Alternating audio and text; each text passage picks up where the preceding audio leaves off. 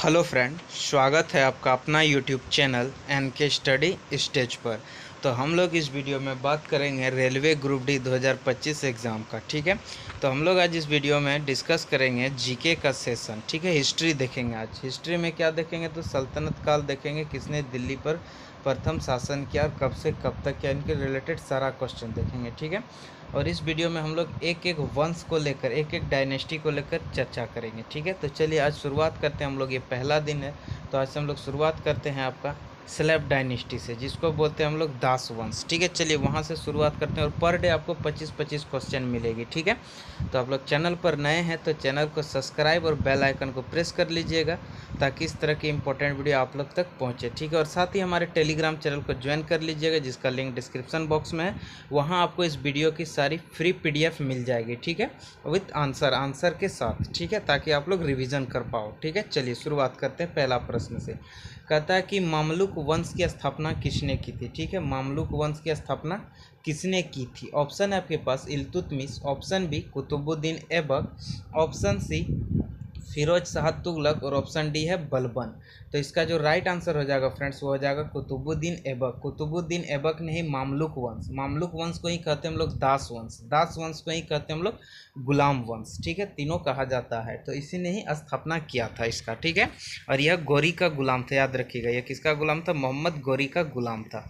प्रश्न संख्या 2 कहता है कि कुतुब मीनार का निर्माण किसने करवाया था। ठीक है, ऑप्शन है आपके पास Balban, option B Alauddin Khilji, option C Jalaluddin Firoz Khilji और ऑप्शन डी कुतुबुद्दीन ऐबक। तो इसका राइट आंसर हो जाएगा फ्रेंड्स कुतुबुद्दीन ऐबक। कुतुबुद्दीन ऐबक ने ही कुतुब मीनार का निर्माण किया था। ठीक है, चलिए प्रश्न संख्या 3 कहता अजमेर में 2.5 दिन का झोपड़ा नामक मस्जिद का निर्माण किसने किया था, किसने करवाया था। तो ऑप्शन है आपके पास Aram Shah, option B Ruknuddin Firoz, option C Qutbuddin Aibak और ऑप्शन डी है बलबन। तो इसका राइट आंसर हो जाएगा कुतुबुद्दीन ऐबक। कुतुबुद्दीन ऐबक ने अजमेर में 2.5 दिन का झोपड़ा नामक मस्जिद का निर्माण करवाया था। ठीक है, प्रश्न संख्या 4 कहता है लाख बख्श के नाम से किसे जाना जाता है।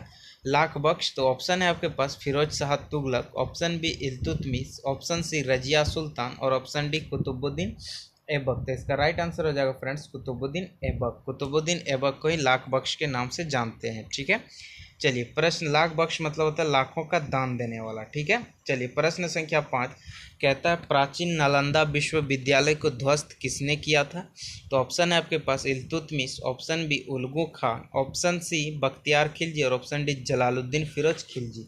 तो इसका राइट आंसर हो जाएगा friends option number C Bakhtiyar Khilji. और बख्तियार खिलजी जो है ये कुतुबुद्दीन ऐबक का सहायक सेना नायक था। इसने ही नालंदा विश्वविद्यालय को ध्वस्त किया था। ठीक है, और नालंदा विश्वविद्यालय को बनाया किसने था, स्थापित किसने किया था। तो याद रखिएगा वो गुप्त वंश का शासक है कुमार गुप्त, उसने ही नालंदा विश्वविद्यालय की स्थापना किया था। ठीक है, चलिए प्रश्न संख्या 6 इल्तुतमिश किस वर्ष दिल्ली की गद्दी पर बैठा। ऑप्शन है आपके पास 1210 ईस्वी, ऑप्शन बी 1211 ईस्वी, ऑप्शन सी 1212 ईस्वी और ऑप्शन सी 1213 ईस्वी। तो इसका राइट आंसर हो जाएगा फ्रेंड्स ऑप्शन नंबर बी 1211 ईस्वी को इल्तुतमिश दिल्ली की गद्दी पर बैठा। ठीक है, प्रश्न संख्या 7 गुलाम वंश की स्थापना किसने की थी, किस वर्ष की गई थी। तो इसका ऑप्शन है आपके पास 1205 ईस्वी, 1207 ईस्वी, 1206 ईस्वी और ऑप्शन नंबर डी 1207 ईस्वी। तो इसका राइट आंसर हो जाएगा फ्रेंड्स ऑप्शन नंबर सी 1206 ईस्वी। और कौन किया था, तो याद रखिएगा ये कुतुबुद्दीन ऐबक ने किया था इसका। ठीक है, चलिए प्रश्न संख्या 8 किसने लाहौर से राजधानी को स्थानांतरित करके दिल्ली लाया था। ऑप्शन है आपके पास कुतुबुद्दीन ऐबक, ऑप्शन बी आराम शाह, ऑप्शन सी इल्तुतमिश और ऑप्शन डी रुकनुद्दीन फिरोज। तो इसका राइट आंसर हो जाएगा friends option number C Iltutmish. Iltutmish ने ही राजधानी लाहौर से स्थानांतर करके दिल्ली लाया था। ठीक है, कुतुबुद्दीन ऐबक ने जब गुलाम वंश की स्थापना की थी तो उसने अपना राजधानी लाहौर में बनाया था। ठीक है, और इल्तुतमिश ने राजधानी लाहौर से हटा करके दिल्ली ले आया था। ठीक है, याद रखना आपको। प्रश्न संख्या 9 कहता है उस सुल्तान का नाम क्या है जो टोपी सीकर अपना जीवन का निर्वाह करता था। याद रखिएगा, जो टोपी सीकर अपने जीवन का निर्वाह करता था, जीवन यापन करता था। ऑप्शन है आपके पास Qutbuddin Aibak, option B Firoz Shah Tughlaq, option C Nasiruddin Mahmud, option D Ulugh Khan. तो इसका राइट आंसर हो जाएगा friends option number C Nasiruddin Mahmud. ये ही राजा थे जो टोपी सीकर अपने जीवन का निर्वाह करते थे। ठीक है, चलिए प्रश्न संख्या 10 कहता अमीर अखुर, आमिर ए अखुर का अर्थ क्या होता है? ठीक है, ऑप्शन ए है आपके पास बाघों का सरदार, ऑप्शन बी हाथियों का सरदार, ऑप्शन सी घोड़ों का सरदार, ऑप्शन डी इनमें से कोई नहीं। तो इसका राइट आंसर हो जाएगा फ्रेंड्स ऑप्शन नंबर सी, घोड़ों का सरदार। और यह किसने दिया था? तो याद रखिएगा इन्होंने रजिया सुल्तान ने दिया था। ठीक है, अमीर आखुर। ठीक है, चलिए प्रश्न संख्या 11 कहता है तुर्कान ए चिहलगानी का विनाश किसने किया था?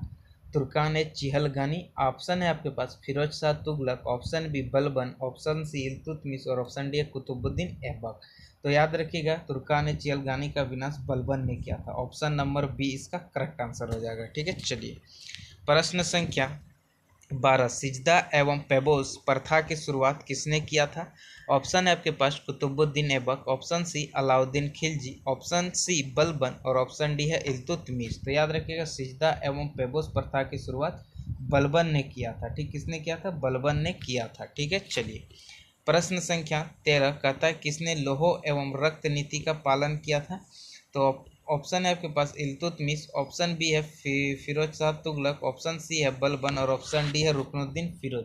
तो इसका राइट आंसर हो जाएगा friends option number C Balban. Balban ने लोह एवं रक्त नीति का पालन किया था अपने विरोधियों के प्रति। ठीक है, चलिए प्रश्न संख्या 14 कहता है कि फारसी के प्रसिद्ध कवि अमीर खुसरो किसके दरबार में रहते थे? ठीक है, ऑप्शन है आपके पास Qutbuddin Aibak, option B Firoz Shah Tughlaq, option C Alauddin Khilji, option D Balban. तो इसका राइट आंसर हो जाएगा option number D Balban. Balban के दरबार में रहते थे अमीर खुसरो, और अमीर खुसरो को भारत का तोता कहा जाता है, याद रखिएगा। ठीक है, चलिए भारत का तोता के नाम से किसे जाना जाता है? या तूतीय हिंद के नाम से जाना जाता है, इनको याद रखिएगा। ऑप्शन है आपके पास Amir Hasan, option B Banabhatta, option C Amir Khusro और ऑप्शन डी है तानसेन। तो इसका राइट आंसर हो जाएगा फ्रेंड्स ऑप्शन नंबर सी अमीर खुसरो। ठीक है, चलिए प्रश्न संख्या 16 गुलाम वंश का अंतिम शासक कौन था? ऑप्शन है आपके पास Ulugh Khan, option B Shamsuddin Kaimur, option C Balban और ऑप्शन डी है इल्तुतमिश। तो इसका राइट आंसर हो जाएगा friends option number B Shamsuddin Kaimur. गुलाम वंश दास वंश या मामलुक वंश का अंतिम राजा था, शासक था। ठीक है, रजिया सुल्तान कितने वर्षों तक शासन किया था या कब से कब तक किया था? ऑप्शन है आपके पास 1235 से 1240, ऑप्शन बी 1236 से 1240, ऑप्शन सी 1440 से 1444, ऑप्शन सी डी 1326 से 1331। तो इसका राइट आंसर हो जाएगा फ्रेंड्स ऑप्शन नंबर बी 1236 से 1240। और रजिया सुल्तान जो है ये इल्तुतमिश की बेटी थी और यह प्रथम मुस्लिम महिला शासिका थी, याद रखिएगा। ठीक है, रजिया सुल्तान। चलिए प्रश्न संख्या 18 इक्ता प्रणाली किसने चलाई थी? ऑप्शन आपके पास Qutbuddin Aibak, option B Iltutmish, option C Balban और ऑप्शन डी है अलाउद्दीन खिलजी। इसका राइट आंसर हो जाएगा friends option number B Alauddin Khilji. Iltutmish ने ही इक्ता प्रणाली की प्रथा चलाई थी, याद रखिएगा। ठीक है, चलिए प्रश्न संख्या 19 कहता है किसने नवरोज नामक फारसी त्यौहार प्रारंभ किया था? नवरोज नामक, ऑप्शन है आपके पास Qutbuddin Aibak, option B Ghiyasuddin Balban, option C Razia Sultan और ऑप्शन डी इल्तुतमिश।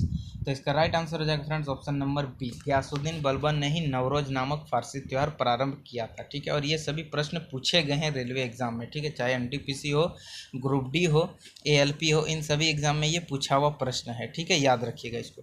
और प्रश्न संख्या 20 गयासुद्दीन बलबन और रजिया सुल्तान किस वंश से संबंधित थे? ऑप्शन है आपके पास खिलजी वंश, ऑप्शन बी दास वंश, ऑप्शन सी तुगलक वंश और ऑप्शन डी है सैयद वंश। तो इसका राइट आंसर हो जाएगा फ्रेंड्स ऑप्शन नंबर बी दास वंश। दास वंश से ही ये रिलेटेड है, याद रखिएगा। ठीक है, चलिए प्रश्न संख्या 21 किसकी मृत्यु चौगान खेलते वक्त हो गई?